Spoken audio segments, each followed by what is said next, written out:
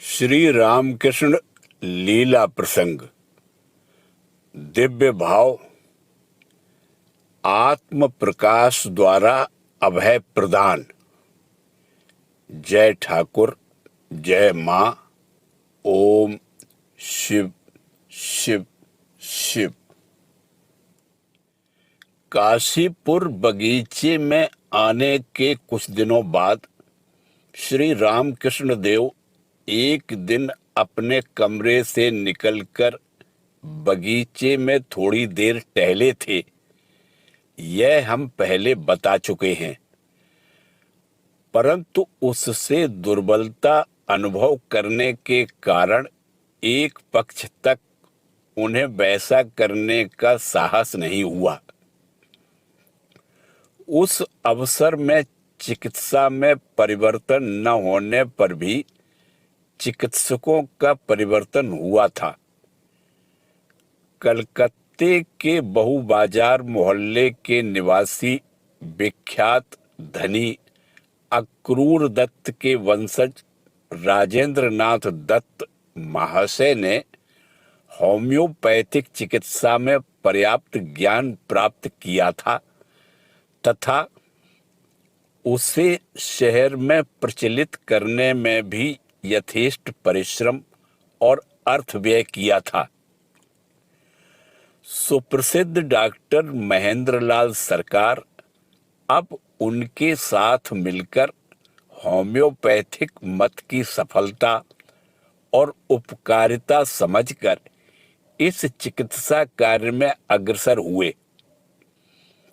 श्री रामकृष्ण देव की व्याधि की बात लोगों से सुनकर और यह सोचकर कि उन्हें आराम कर सकने से होम्योपैथिक चिकित्सा की प्रतिष्ठा बहुत से लोगों में प्रसारित हो सकेगी, राजेंद्र बाबू ने चिंतन तथा विशेष अध्ययन की सहायता से व्याधि की उपयुक्त औषधि का निर्वाचन पहले से ही कर रखा था।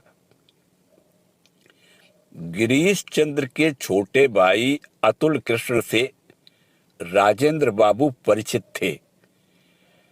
हमें जहां तक स्मरण है, अतुल कृष्ण से वे एक दिन कहीं मिले और सहसा श्री रामकृष्ण देव की शारीरिक अस्वस्थता के बारे में पूछकर उनकी चिकित्सा करने की इच्छा प्रकट की और कहा, महेंद्र को बता देना कि मैंने बहुत सोच विचार कर एक औषधि का निर्वाचन कर रखा है। मैं आशा करता हूं उसके प्रयोग से विशेष उपकार होगा। वह सहमत हो तो उसे एक बार देकर देखूं। अतुल कृष्ण ने यह बात भक्तों तथा डॉक्टर महेंद्रलाल को बताई। किसी को कोई आपत्ति न होने से कुछ दिनों बाद ही राजेंद्र बाबू श्री रामकृष्ण देव को देखने आए और व्याधि का आद्योपांत विवरण सुनकर उन्होंने लाइकोपोडियम 200 का प्रयोग किया। श्री रामकृष्ण देव को एक पक्ष से अधिक तक इस औषधि से विशेष लाभ हुआ। अतः भक्तों को प्रतीत हुआ कि संभवतः श्री रामकृष्ण देव अब थोड़े ही दिनों में स्वस्थ तथा सबल हो जाएंगे। क्रमशः पौष मास आधा बीत गया। सन 1886 ईस्वी की पहली जनवरी थी। श्री रामकृष्ण देव को उस दिन कुछ विशेष स्वस्थता अनुभव हुई। अतः उन्होंने बगीचे में टहलने की इच्छा प्रकट की। छुट्टी का दिन था। गृहस्थ भक्तगण दोपहर के उपरांत एक एक करके अथवा समूह में काशीपुर बगीचे में आने लगे। तीसरे पहर 3 बजे के लगभग जब श्री रामकृष्ण देव बगीचे में टहलने के लिए ऊपर से नीचे उतरे, उस समय 30 से अधिक लोग कमरे में या बगीचे के वृक्षों के नीचे बैठे आपस में वार्तालाप कर रहे थे। श्री रामकृष्ण देव को देखते ही सब लोगों ने उठकर प्रणाम किया। श्री रामकृष्ण देव नीचे के हॉल में पश्चिम दरवाजे से बगीचे में आए और दक्षिण की ओर फाटक की तरफ धीरे धीरे बढ़ने लगे। भक्तगण कुछ दूरी रखकर उनके पीछे पीछे चलने लगे। भवन और फाटक के बीच जब श्री रामकृष्ण देव आए तो उन्हें पश्चिम ओर वृक्षों के नीचे गिरीश, राम, अतुल आदि कुछ भक्तगण दिखाई पड़े। श्री रामकृष्ण देव को देखते ही इन भक्तों ने वहीं से प्रणाम किया और प्रफुल्लित हो उनके समीप उपस्थित हुए। किसी के कुछ कहने के पूर्व ही श्री रामकृष्ण देव ने गिरीश चंद्र को संबोधित करते हुए कहा, गिरीश, तुम सबसे इतनी बातें अर्थात मेरे अवतार होने के बारे में कहते फिरते हो। तुमने मेरे संबंध में क्या देखा और क्या समझा है? गिरीश तनिक भी विचलित न होकर उनके श्री चरणों के सामने घुटने टेक कर ऊर्ध्वमुख हो हाथ जोड़कर गदगद स्वर से बोल उठे, व्यास, वाल्मीकि जिनकी महिमा नहीं गा सके, मेरे जैसा क्षुद्र व्यक्ति उनके संबंध में क्या कह सकता है? गिरीश के हृदय का सरल विश्वास प्रत्येक शब्द में व्यक्त होने के कारण श्री रामकृष्ण देव मुग्ध हुए और उसे निमित्त करके समीपस्थ भक्तों से बोले, तुम लोगों से और क्या कहूं? आशीर्वाद देता हूं, तुम्हें चैतन्य हो। भक्तों के प्रति प्रेम और करुणा से आलुप्त हो वे इन बातों को कहते ही भावाविष्ट हो गए। स्वार्थ गंध रहित उनकी इस गंभीर आशीर्वाणी ने हर एक के अंतर में एक प्रबल स्फूर्ति देकर उसे आनंद स्पंदन से उद्वेलित कर डाला। वे देश काल भूल गए, श्री रामकृष्ण देव की व्याधि भूल गए। व्याधि आराम न होने तक उनको स्पर्श न करने की अपनी प्रतिज्ञा भूल गए और साक्षात अनुभव करने लगे, मानो उनके दुख से व्यथित होकर कोई एक अपूर्व देवता हृदय में अनंत यातना और करुणा लिए हुए बिंदु मात्र अपना प्रयोजन न रहने पर भी माता के समान स्नेहांचल में आश्रय प्रदान करने के लिए देवलोक से सामने अवतीर्ण होकर उन्हें प्रेम से पुकार रहे हैं। उन्हें प्रणाम करने और उनके श्री चरणों की रज ग्रहण करने के लिए वे सब व्याकुल हो उठे और जय जयकार से दसों दिशाओं को प्रतिध्वनित करते हुए एक एक कर उन्हें प्रणाम करने लगे। इस प्रकार प्रणाम करते समय श्री रामकृष्ण देव की करुणा सिंधु ने आज बेला भूमि का अतिक्रमण किया और इस प्रकार एक अदृष्टपूर्व घटना संघटित हुई। किसी किसी भक्त के प्रति करुणा और प्रसन्नता से विभोर होकर दिव्य शक्ति के पवित्र स्पर्श से उसे कृतार्थ करते हमने इससे पहले भी दक्षिणेश्वर में श्री रामकृष्ण देव को प्रायः प्रतिदिन ही देखा था, परंतु आज तो अर्धबाह्य दशा में वे समवेत प्रत्येक भक्त को उसी तरह स्पर्श करने लगे। कहना न होगा, उनकी इस अपूर्व कृपा से भक्तों में आनंद की सीमा न रही।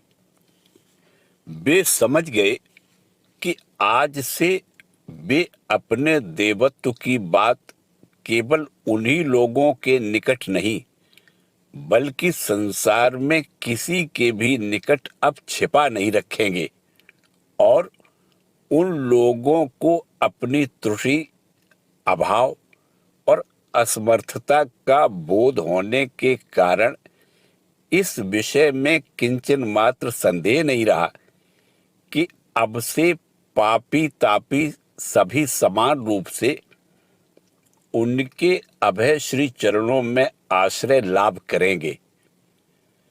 अतः इस अपूर्व घटना से कोई कुछ भी कहने में असमर्थ हो जाने के कारण मंत्रमुग्ध हो केवल उन्हें देखते ही रहे। कोई घर के भीतर के सब लोगों को श्री रामकृष्ण देव की कृपा प्राप्त कर धन्य होने के लिए चिल्लाकर बुलाने लगे और कोई फूल चुनकर मंत्रोच्चारण करते हुए उनके शरीर पर चढ़ाकर उनकी पूजा करने लगे। कुछ क्षण ऐसा होने के बाद श्री रामकृष्ण देव को शांत होते देखकर भक्त लोग भी पहले की तरह प्रकृतिस्थ हुए और आज का उद्यान भ्रमण इसी तरह समाप्त करके वे भी मकान में प्रविष्ट हुए और अपने कमरे में जा बैठे। रामचंद्र आदि किसी भक्त ने इस घटना को श्री रामकृष्ण देव का कल्पतरु होना कहकर निर्देश किया है, परंतु हमें ऐसा प्रतीत होता है कि श्री रामकृष्ण देव का वह आभय प्रकाश अथवा आत्म प्रकाश पूर्वक सबको अभय प्रदान कहना ही अधिक युक्त है। जन श्रुति है कि अच्छा या बुरा जो कुछ प्रार्थना करता है, कल्पतरु उसे वह प्रदान करता है, परंतु श्री रामकृष्ण देव ने तो वैसा नहीं किया है। उन्होंने इस घटना से जनसाधारण को बिना भेदभाव के अभयाश्रय प्रदान कर अपने देव मानत्व का ही परिचय सुव्यक्त किया है। जो व्यक्ति आज उनकी कृपा प्राप्त कर धन्य हुए थे, उनमें हाराड़ चंद्रा दास का नाम विशेष रूप से उल्लेखनीय है, क्योंकि हाराड़ के प्रणाम करते ही श्री रामकृष्ण देव ने भावावेश में उनके सिर पर अपना चरण कमल स्थापित किया था। इस प्रकार कृपा करते श्री रामकृष्ण देव को हमने बहुत कम ही देखा है। श्री रामकृष्ण देव के भतीजे श्रीयुत रामलाल चट्टोपाध्याय उस दिन वहां उपस्थित थे और उनकी कृपा प्राप्त करके वे भी धन्य हुए थे। पूछने पर उन्होंने हमें बताया, इससे पहले मैं इष्ट मूर्ति का ध्यान करते समय उनके श्री अंग का कुछ अंश मात्र ही मानस नेत्रों से देख पाता था। जब चरण कमल देखता तब श्री मुख नहीं दिखाई पड़ता था। फिर श्री मुख से कमर तक दिखाई पड़ता था तो चरण कमल दृष्ट नहीं होता था। इस प्रकार जो कुछ मैं देखता था वह सजीव प्रतीत नहीं होता था। आज ठाकुर के स्पर्श से सर्वांग पूर्ण इष्ट मूर्ति मेरे हृदय कमल में एकाएक आविर्भूत होकर हिलते डोलते झलमलाने लगी। आज की घटना के समय जो लोग उपस्थित थे उनमें 8-10 व्यक्तियों के नाम केवल हमें स्मरण हैं, जैसे गिरीश, अतुल, राम, नवगोपाल, हरमोहन, बैकुंठ किशोरी, हाराण, रामलाल और अक्षय। कथामृत के लेखक महेंद्रनाथ भी संभवतः वहां उपस्थित थे। परंतु आश्चर्य की बात यह है कि श्री रामकृष्ण देव के सन्यासी भक्तों में से एक भी उस समय वहां उपस्थित नहीं थे। नरेंद्रनाथ आदि अनेक भक्त श्री रामकृष्ण देव की सेवा परिचर्या के अतिरिक्त पिछली रात को बहुत देर तक साधन भजन में नियुक्त रहने के कारण थक गए थे और घर में सो रहे थे। लाटू और शरत जगे रहने पर भी तथा श्री रामकृष्ण देव के कमरे की दाहिनी ओर दुमंजिले की छत से वह घटना देखने पर भी स्वेच्छा से ही वे वहां नहीं गए, क्योंकि श्री रामकृष्ण देव बगीचे में टहलने के लिए नीचे उतरते ही उसी बीच वे उनका बिस्तर धूप में डालकर घर की सफाई आदि में लग गए थे। अपना कर्तव्य अधूरा छोड़कर चले जाने से श्री रामकृष्ण देव को असुविधा हो सकती है, यह सोचकर उन्हें घटना स्थल पर जाने की इच्छा ही नहीं हुई थी। उपस्थित व्यक्तियों में और भी अनेक से हमने आज के अनुभव की बात पूछी थी।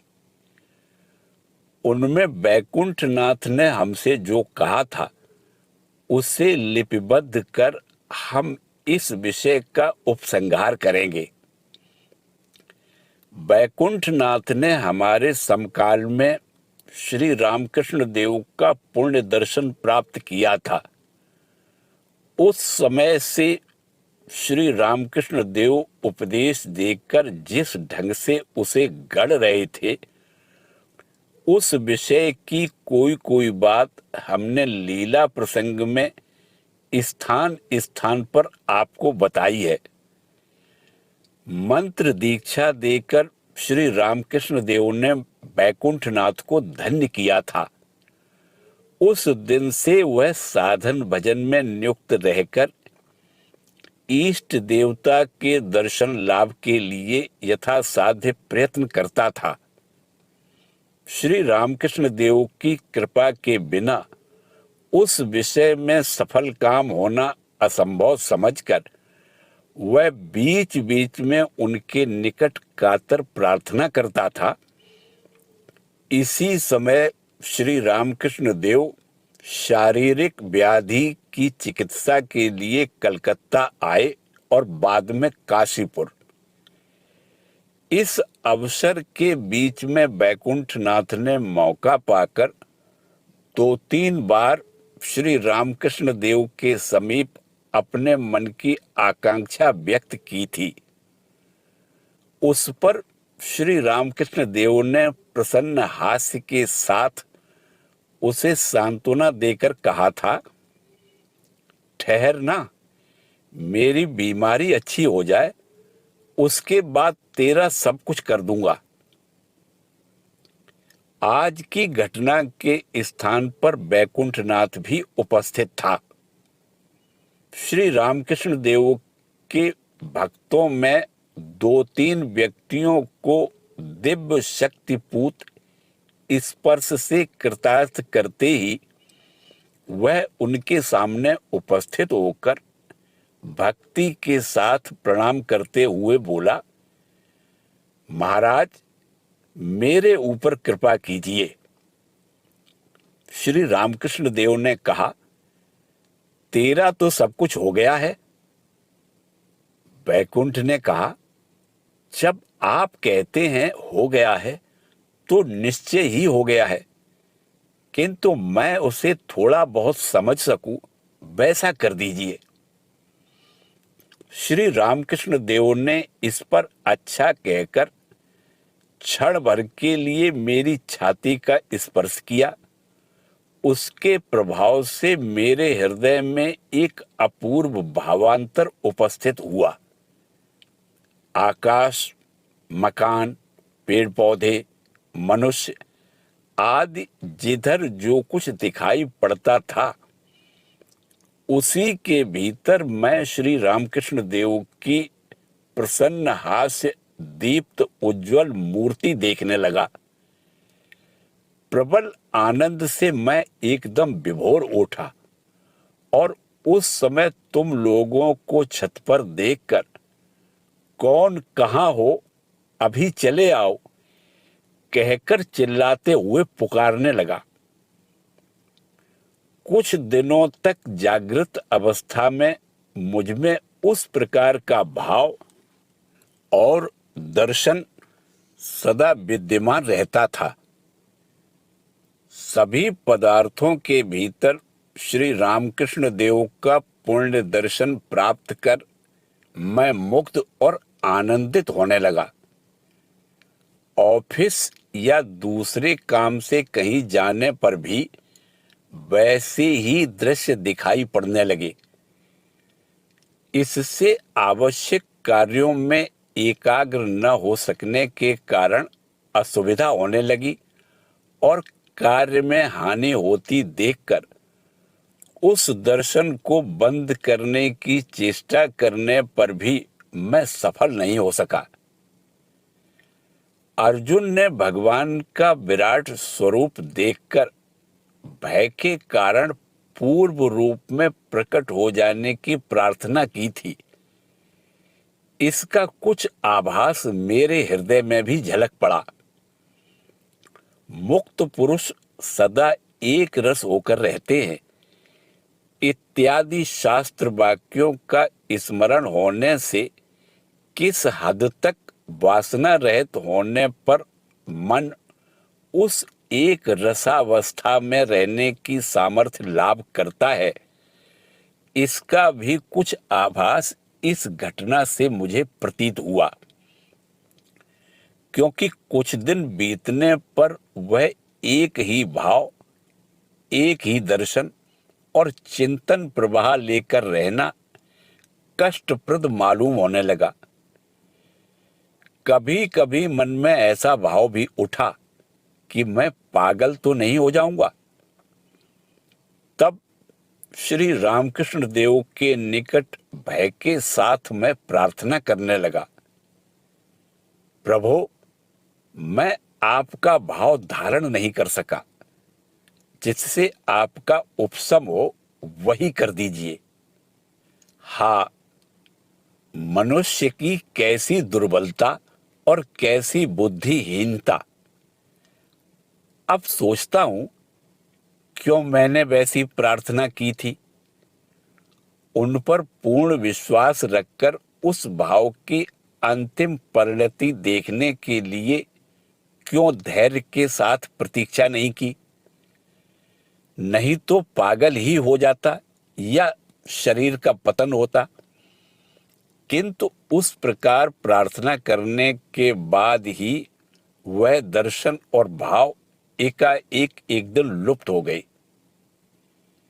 मेरी दृढ़ धारणा है कि जिनसे मुझे वह भाव प्राप्त हुआ था, उन्हीं के द्वारा वह शांत हो गया।